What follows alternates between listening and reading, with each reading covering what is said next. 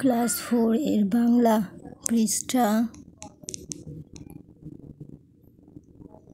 7 ও 8 এর সমাধান। 1 নম্বরে আছে জেনে নিই। পালকির বেহারারা পালকি কাঁধে নিয়ে এক জায়গা থেকে অন্য জায়গায় যান। চলার পথে পা মেলাতে তারা তালে তালে গান গাইছেন। এই গানের কথায় গ্রাম বাংলার চলমান জীবনের ছবি ফুটে উঠেছে। এখন 2 নম্বরের সমাধান। শব্দগুলো পাঠ থেকে খুঁজে বের করি, অর্থ বলি। তো এখানে আছে গগন, আদুল, তারপরে আছে পাটা, তারপরে আছে অভিনয়ে, তারপরে আছে কোষে, তারপরে আছে হাঁটুরে, তারপরে আছে ধুকছে, তারপর অঙ্গ, স্তব্ধ, ধাই, শুকছে। এগুলার সমাধান। এখন এগুলার উত্তর। এই যে গগন, গগন মানে আকাশ। আদুল, আদুল মানে খালি গায়ে। তারপর আছে এখানে পাটা, পাটার মানে হচ্ছে ফলক। তারপরে আছে ভন ভনিয়ে, ভন ভনিয়ে শব্দের অর্থ হচ্ছে ভন ভন শব্দ করে। তারপরে আছে হাঁটুরে, হাঁটুরে অর্থ জিনিসপত্র বেচা কেনার জন্য যে হাটে যায়। তারপরে আছে ধুকছে, ধুকছে অর্থ হাঁপাচ্ছে। অঙ্গ, অঙ্গ অর্থ দেহ। নেক্সট আছে স্তব্ধ মানে নিশ্চল। তারপর আছে ধাই, ধাই অর্থ ছোটা। তারপর আছে শুকছে, শুকছে অর্থ তরল পদার্থ টেনে নেওয়া। এখন আছে 3 নম্বরের খালি ঘরের ভেতরের শব্দগুলো খালি জায়গায় বসে বাক্য তৈরি করি। এখানে আছে ক নম্বরে সকালে পূর্ব ড্যাশ সূর্য ওঠে। সকালে পূর্ব গগনে সূর্য ওঠে। তারপরে খ নম্বরে আছে শিশুরা বাড়ির উঠানে ড্যাশ গায়ে খেলা করছে। উত্তর হবে শিশুরা বাড়ির উঠানে আদুল গায়ে খেলা করছে। তারপর 3 নম্বর আছে ড্যাশ ওপর বসে দোকানদার জিনিস বিক্রি করছেন। সঠিক উত্তর হবে পাটার ওপর বসে দোকানদার জিনিস বিক্রি করছেন। তারপর ঘ নম্বরে আছে ড্যাশ মানে মনের আনন্দে মিষ্টি বানাচ্ছেন। সঠিক উত্তর হবে ঘ নম্বর, ময়রা মনের আনন্দে মিষ্টি বানাচ্ছেন। তারপর আছে হাটের শেষে ড্যাশ বাড়ি ফিরছেন। সঠিক উত্তর হবে হাটের শেষে হাঁটুরেরা বাড়ি ফিরছেন। তারপরে আছে চ নম্বর, খোকা ড্যাশ খেতে ভালোবাসে। সঠিক উত্তর হবে খোকা দুধের চাষি খেতে ভালোবাসে। ছ নম্বর আছে ড্যাশ চড়ে বউ নাউরে যান। সঠিক উত্তর হবে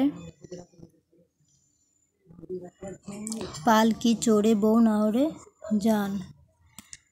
তো 3 নম্বরে আছে যুক্তবর্ণ দেখি। যুক্তবর্ণ দিয়ে গঠিত শব্দগুলো পড়িও লিখি। এখানে আছে দন্তে শয়তয়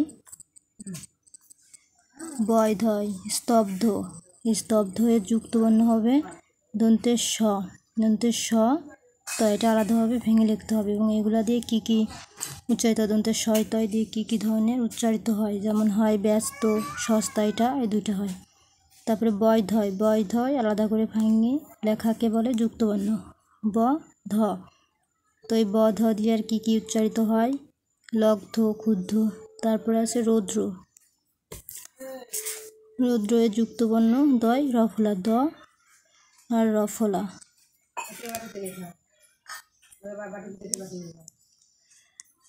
দৈরফুল্ল দিয়ে যেগুলো উচ্চারিত হয় নিদ্রা, ভদ্র। তারপর আছে ক্লান্ত, ক্লান্ত এর যুক্তবর্ণ ক, ল। এই কলা দিয়ে উচ্চারিত হয় ক্লাস, ক্লেশ। তারপর আছে দন্তের নয় তয়, দন্তের নয় তয় দিয়ে উচ্চারিত হয় দন্তের ন আর তয়টা ভেঙে লেখার পর হয় শান্ত, পাস্তা।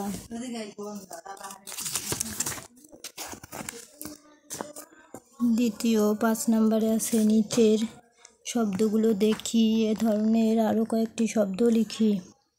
3টা লিখে দেওয়া আছে। ক নম্বরে আছে শন শন, খ নম্বরে আছে হন হন, গ নম্বরে আছে পিলপিল, ঘ উমর চ।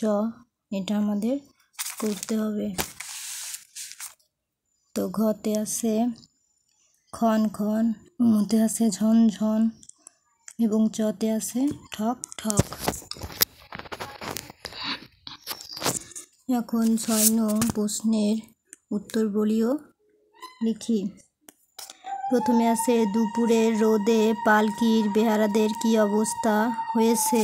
সঠিক উত্তর, দুপুরের রোদে গরম আর ক্লান্তিতে পালকির বেহারাদের অবস্থা খুব খারাপ, তাদের শরীর কাঁপছে। খ নাম্বার, পাটায় বসে ময়রা কি করছেন।